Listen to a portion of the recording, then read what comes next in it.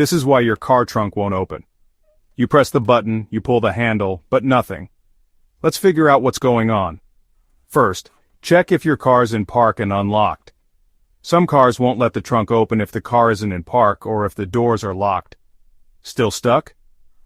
Your key fob battery could be dead. Try unlocking the trunk with your regular car key or from inside the car using the trunk release. If that doesn't work, check the inside trunk release lever. Sometimes a child safety lock or a valet mode can block access.